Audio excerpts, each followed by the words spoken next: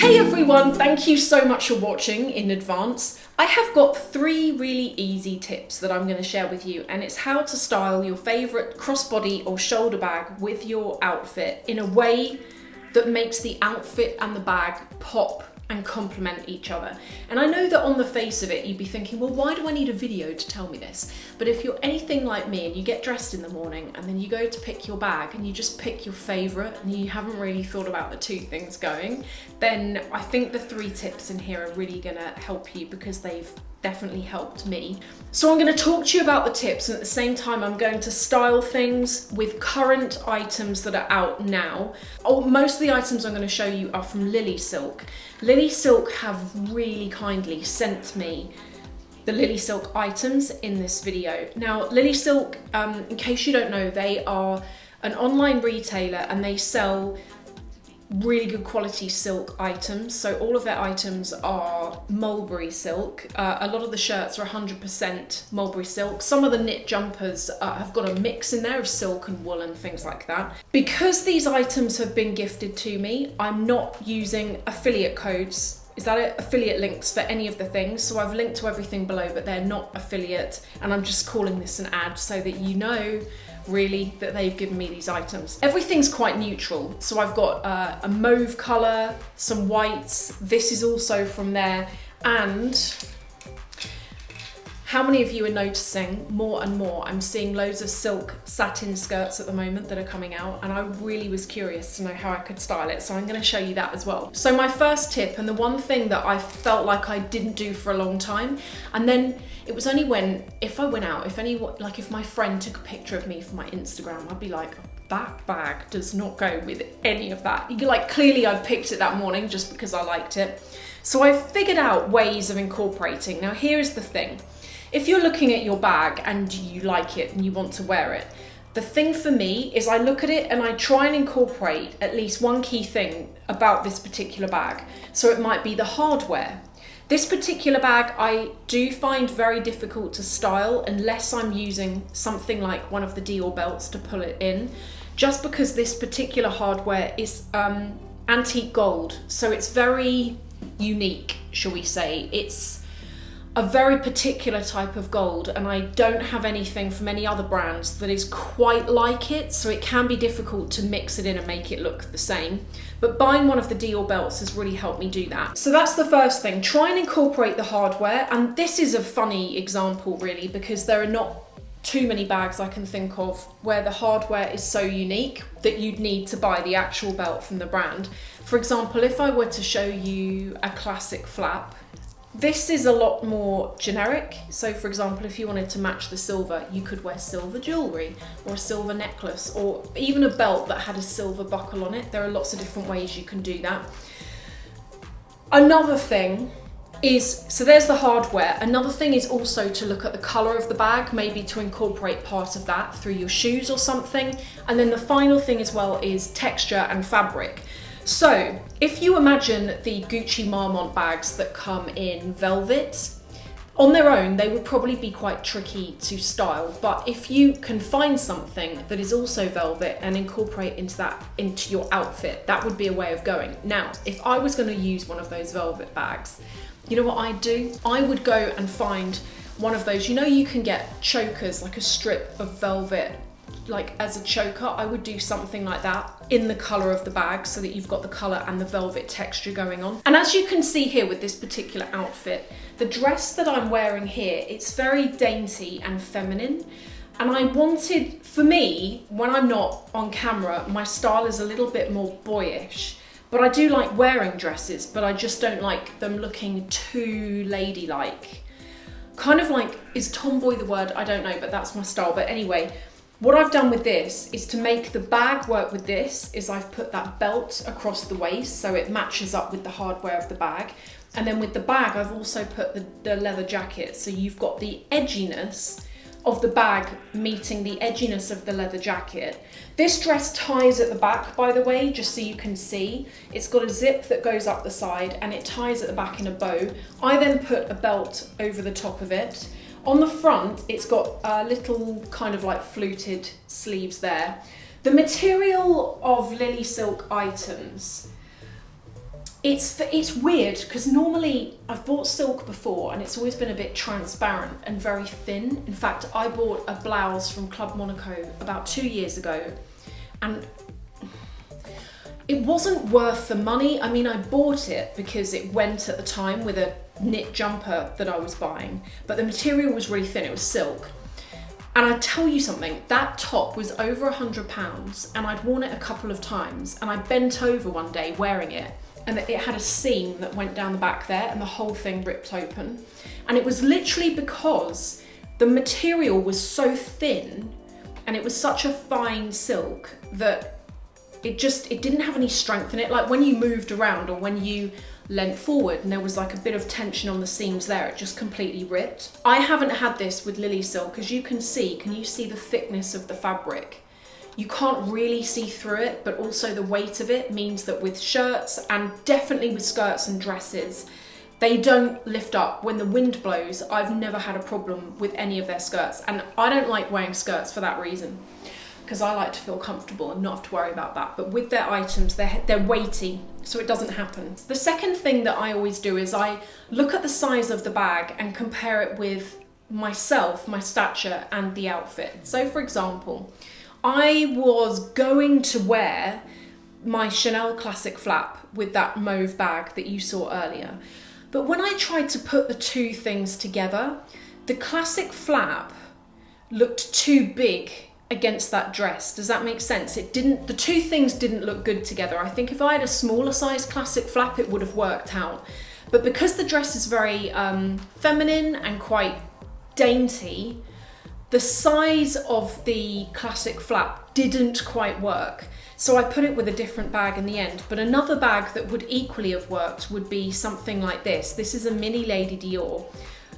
Ideally, I wouldn't put this with it in pink. If I had this in black, that would be perfect because then you've got a contrasting colour, so it stands out a bit more. But sometimes as well, when you look at your bag in comparison with your own stature, like your weight and your height, when you go and buy a bag, try this, okay? So many times I've gone and looked at bags and I fall in love with them, but I don't always take note of how the bag looks on me. So for example, I've noticed if I try on bags that are oversized, like you can get the really oversized classic flaps from Chanel and they're kind of like saggy, they're not really structured. They make me look disheveled but bigger. And equally, if I get like a nano size bag, a really tiny bag, they make me look bigger as well because it looks like the bag's tiny and I'm like Alice in Wonderland giant. So when you go and look for a bag, take a moment just to step back and see what it looks like on you, what the sizing is like, whether it's so big it makes you look big or small, or whether it's so small it is lost on you depending on your size. And the same thing goes with outfits. So when I wore it with this shirt, I wanted to put the classic flap with this because the classic flap has got silver hardware, so it works with the white, but it's also black, which works with the spotting on this shirt. And I also put it with black shoes. Now with this shirt, as soon as I saw it, I knew that I was going to have it for myself because I am absolutely loving at the moment the fact that leopard has made a comeback and I'm seeing it so many places. But the thing that I've always not loved about leopard is it can be tarty. I think it just depends on what you have the print on. Like if you have a tight lycra dress that's low cut and short and it's leopard print, then it's going to look like that. Whereas if you have something that's cut a bit more loosely and not so tight, then I think you can get away with it. I feel that with a lot of Chanel bags, they have a classic look to them that sometimes can look a bit granny-ish. So for example, when I look at this bag, when I first saw it, I loved it, but I did feel that from certain angles, it feels like, like a 1940s old school, what you would now class as like a granny bag, that kind of style. It feels like that. But what I do like about Chanel is that depending on what you put it with, you can juxtapose that feeling with what you're wearing. So if you were to wear distressed jeans and a shirt like I'm doing here, I think it counterbalances the look of the bag quite nicely. I think you get a nice balance of casual and classic with fashion at the same time. And then the third tip, which doesn't just go for, I think, when you're getting dressed, it also goes for when you're buying a bag, is to consider seasonality. I have certain bags. One in particular is my Dior Supple. I love that bag, but I don't feel personally that it works for me in the spring, summer. I wear that bag to death in the autumn, winter. I don't know what it is, but there's something about it. I think it's because it's maybe a dark navy blue. It's not even black, so it's kind of like quite dark and it's got the gold studs on it. It feels quite autumn, winter. Whereas I have other bags that I wouldn't dream of wearing in the autumn, winter, only in spring, summer. And then also there are those bags that kind of, there's no season applied. They're kind of like quite neutral. But to demonstrate that theory a bit, I wanted to show you this blouse. Now this, when I first saw it, really reminded me of, you know, earlier I said about the Chanel, you know, the Chanel cropped off blouse at the moment that's in the, is it in the spring collection? I feel like, someone please tell me, am I right in thinking that blouse was nearly £2,000? I have a feeling it was, you know, and it wasn't even full length. It was like a crop top. Anyway, I liked the style of it. And I liked the way you could throw it on over the top of other things, or you could wear it on its own. And so when I saw this, I immediately thought, I quite like that because I know I can do things with it. I can make it look like the Chanel blouse, but equally, if I want to wear a cropped off blouse one day that doesn't have Chanel written on it, I don't have to with this. It's quite versatile. So this is slightly longer on the back than it is on the front. It's got capped off sleeves, as you can see. I actually wore this the other day for work, and when you wear it with high-waisted trousers or a skirt, the silhouette of it's quite nice. It's got quite a nice V neckline, but when you wear it with jeans, this is my favourite item that, well, beyond this shirt, I feel like the shirt and this are my two favourite items. And it works so well, but when I put it with this bag, because the bag ended up being the star of the show, but it wasn't the star of the show in the way that it doesn't actually work with the whole outfit, and I've just thrown a bag with it. It just fitted in because the outfit itself is quite neutral. So if you like the idea of that Chanel blouse, then this is a good one to try. And another thing you could do, if you want the Chanel logo that was on the front, you could try this. So at the moment, I think you can still get them, but Chanel are doing a set of brooches where you get the Chanel individual brooches for the Chanel name. You could easily pin them on the front so that you get the look of that Chanel logo, but you can take it off and wear it plain if you want to, or even wear it with like a nice Chanel necklace would be a quite nice thing to do with this. Another item that I wanted to try and incorporate and kind of like demonstrate how this works with is this item. This is a cardigan. It's kind of slightly off-white cream. Earlier this year, Lilly Silk sent me 2 of their knit sweaters, and I went on to buy a further one in a colour that I didn't have because I felt that the quality was so good. So for example, I can say this now because I've worn them and washed them and I can report back. With wool sweaters, even when I wash them on a cool setting, I find that over time they bobble and the surface of them can look quite shabby over a course of time.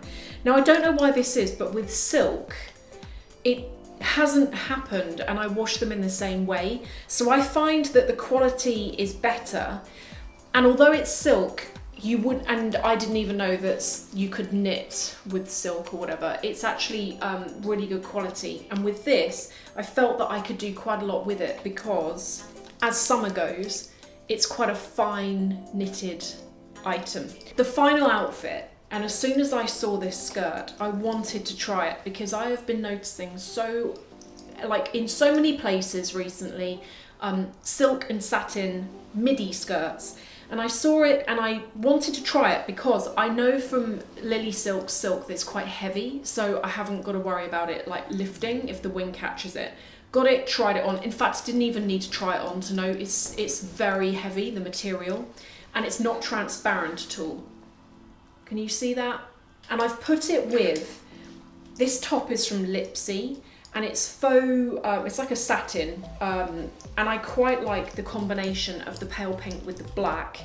Again, it's kind of taking something that on the face of it is quite feminine and quite floaty, but just adding something to it that makes it a bit more like on trend. Like, you know that Dior thing? I'm loving that Dior thing at the moment where they take something that is like, they'll take a ball gown and they'll put it with biker boots. I really like that look at the moment. And I wash all of this, by the way, all of the silk items. I have like silk detergent that you can get. You can buy it on their website or you can get it from the supermarket. And I just literally soak everything in that and then put it on a rinse setting in the washing machine.